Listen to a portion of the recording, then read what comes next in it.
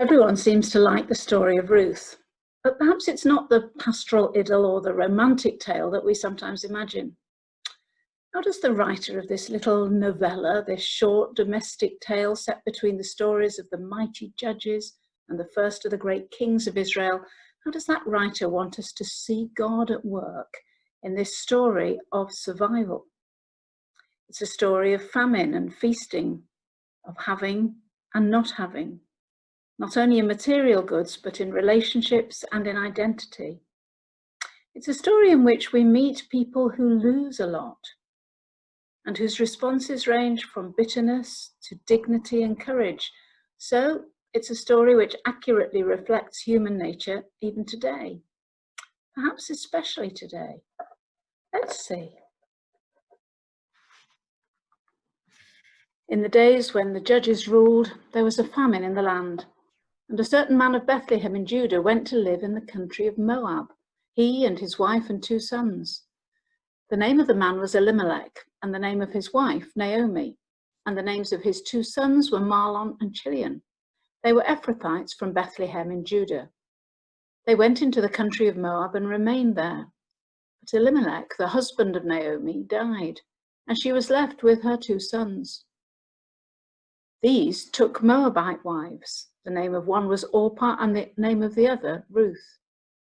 When they had lived there for about 10 years, both Mahlon and Chilion also died, so that the woman was left without her 2 sons or her husband. We are told that the context of this story is famine. This begins as a story about loss. Although the first person we meet, Elimelech, is described as having a wife, Naomi, and 2 sons, Mahlon and Chilion, his grip on them is not very strong. Indeed, his grip on his own life is not very strong, and he dies in verse 3. The name Mahlon means a little illness, Chilion, a little destruction. So anyone reading this story with a knowledge of the language can see it is not going to turn out well. These first 5 verses of the book are almost brutal in their recording of the bare facts relating to loss, and are strikingly different from the tone of the rest of the story, where emotions are recognized. In some ways, they're not unlike the opening verses of Job, in which we're introduced to an upright character, Job, who is then stripped of everything he values, and we settle down to watch how he will cope with that. Only here it is a woman who is about to emerge as the central character of the story. The famine is not elaborated on, it is simply stated. There was a famine. Sometimes rains fail. Sometimes rains fall at the wrong time. Sometimes disease affects crops or lands and a famine results. In an agrarian society, famine is a fact of life, a fact of death. That famine should still be a fact of life and death 3,000 plus years later, in a global community with highly sophisticated means of agriculture, irrigation, communication, technological advance, disease prevention and scientific research, is perhaps open to question and a matter of shame. But this famine is happening in a place where feasting might be expected. Bethlehem means house of bread. It should be a place of plenty. Something has gone badly wrong. Perhaps we feel the same at the moment. We should be living in a world where we gather with people freely, hold meetings, attend worship in community. Something has gone badly wrong. We too might see ourselves as in a context of famine, a famine of human community and togetherness. And for us, as for Naomi, stories of bereavement are all around. In these first 5 verses, within an overall context of hunger, Naomi is stripped of her husband as Elimelech dies, her homeland. She moves from Bethlehem in Judah to Moab, of all places, as we shall hear, and her heirs, her 2 sons, Mahlon and Chilion, both die within 10 years of their father. It's a famine indeed. The loss of a husband in that society was serious. There are still societies today where widows are ostracized and forced to beg or become prostitutes in order to survive. The loss of a husband was much more than an emotional loss of companionship and the marriage bond. In such a society, it can easily mean economic and social disaster. Without a husband, who will provide for Naomi?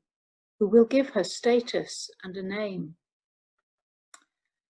And the loss of a homeland, it's always significant, but perhaps never more so than for a Jew, whose understanding of a promised land is ancient and mingles faith and politics inextricably. It's very difficult to date the Book of Ruth, so we cannot be sure of the exact nature of the relationship between Israel and Moab at the time events took place. But we can be pretty sure that the readers of the book would be well versed in the hostility between these two lands. That dates back to the book of Deuteronomy, and we see there, "No Ammonite or Moabite shall be admitted to the assembly of the Lord, because they did not meet you with food and water on your journey out of Egypt." A lot of history lies behind the simply stated fact that Naomi left Bethlehem because of famine and settled in the land of Moab. In the past decade, we know that it has been the experience of many thousands of the world's poorest people to have to leave their homeland because of famine or violence or oppression, and sometimes to seek refugee status in hostile and enemy territories, or in territories like ours that appear to be based on justice and welcome, but may prove to be very different in reality, setting so many hoops to be jumped through for citizenship or residency that it becomes an impossibility ever to belong, to be accepted, to be at home. Like Elimelech and his family, do we feel at this time that we have become migrants, although without moving home? We started off in a familiar land of plenty, our Bethlehem, life before COVID, with easy opportunities to gather, more meetings than we could get to, regular worship. We were forced by a virus to move to a strange foreign land, our Moab, where we lost much which we loved. Elimelech, Mahlon, Chilion, face-to-face contact with each other. Things are different. We've had to get used to a new diet of isolation, Zoom, staying at home. Perhaps we dream of moving back when this is all over, when the danger is past. This story might have something to say to us about how a return to normal can be full of risk, adventure, change, and new beginnings. As you know, as a family, we spent 8 years as mission partners in a different culture in the South Caribbean district, where we learned a great deal. Crossing cultures can bring into sharp relief our traditions, good and not so good, and our prejudices. We may be appalled at some of what we see in the new culture and ashamed of some of what we bring from the old. It can make us think afresh about how our faith is inextricably entwined with culture. We needed to lose something of our UK-shaped Christendom and gain, I hope, something of a kingdom-shaped Christianity. And Naomi loses her heirs. Next, we are told that the two sons of Naomi and Elimelech, Mahlon and Chilion, now adults, both take Moabite girls as their wives, but then both die before having produced heirs themselves.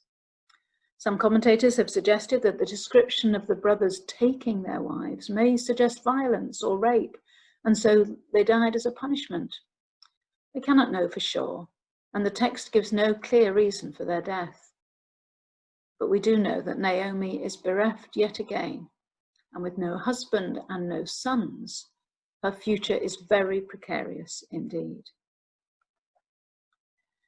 You may be familiar with this image, the Dalit Madonna painted by Jati Sahi, which is centered around an Indian grinding stone and conveys something of the grinding poverty and crushing experienced by Dalit women still today. I've looked long and hard at this image, both the original and many reproductions, and I have seen courage, beauty, serenity, grace, and even blessing, abundance, feasting amongst the crushing, the grinding, the vulnerability, the risk, the creativity. Perhaps all of us, in some small way, can link with the struggle of life and the struggle for justice which this image evokes, and which the story of Naomi also evokes in us. Although we're given no window into the emotional life of Naomi at this point, maybe we can well understand why she should later describe herself as no longer Naomi, pleasant, but now as Mara, bitter. She has lost a lot. To replace all of that, she's given 2 daughters-in-law. I know something of being a daughter-in-law, and I also know something of having a daughter-in-law. In both relationships, I am very blessed. We love to make jokes about in-laws, but in most cultures there is a chasm to be crossed when 2 families are joined through marriage.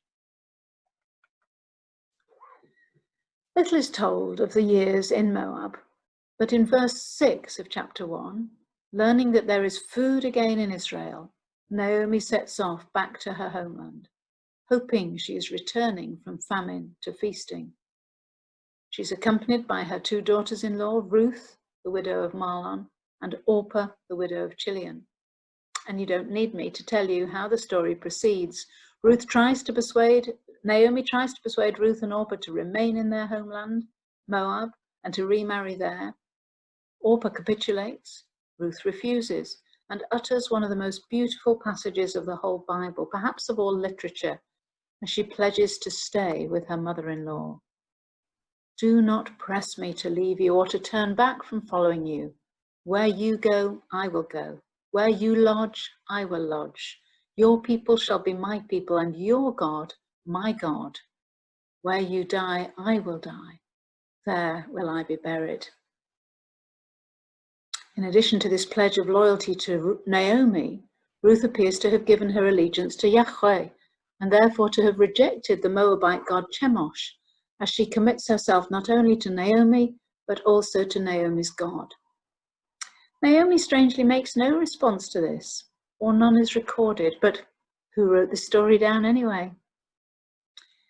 In this story, and perhaps particularly in this passage, Ruth, a female foreigner, and you can't get much lower than that, shows all the hallmarks of a radical disciple of Jesus.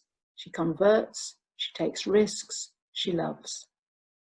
This sets the story as a welcome balance to some other parts of the Old Testament where marriage to foreign women, non-Jewish women, is strongly condemned. So it is a story of grace and crossing chasms. So as Naomi returns to Bethlehem, the house of bread, she has a companion on the road, a companion, one with whom we eat bread. This, of course, is how Bethlehem looks today, not how it looked then.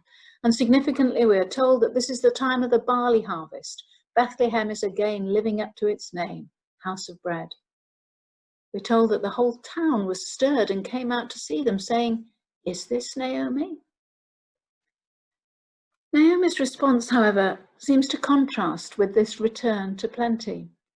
She seems to forget that in fact she left in famine and has returned to a harvest. She seems to deny the presence with her of her daughter-in-law Ruth. Her words are bitter and somewhat self-pitying. "Call me no longer Naomi, call me Mara, for the Almighty has dealt bitterly with me. I went away full, but the Lord has brought me back empty. Why call me Naomi when the Lord has dealt harshly with me and the Almighty has brought calamity upon me?"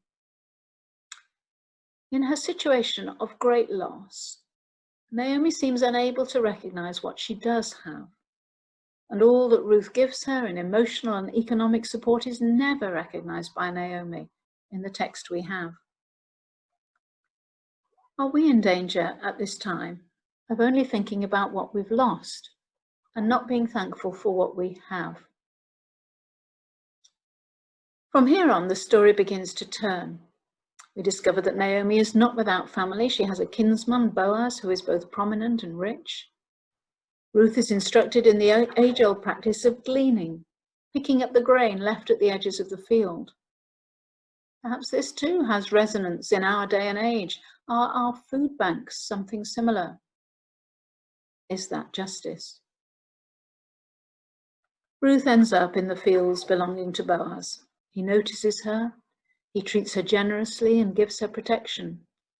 Naomi may be poor, but she is wily. She manipulates both Ruth and Boaz into a position where wealth and poverty, having and not having, feasting and famine rub shoulders, or maybe become somewhat closer than that. Sometimes when that happens, the rich see it as in their own interests to retain the vulnerability of the poor.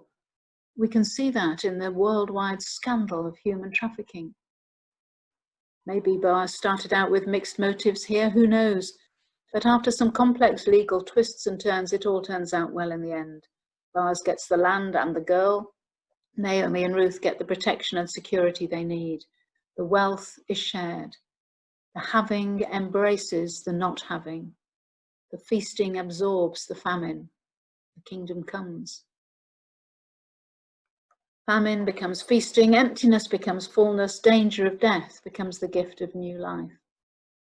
And that birth of a baby is not the end of the story, but a wonderful link in the best story of all, as we will discover in a few weeks' time.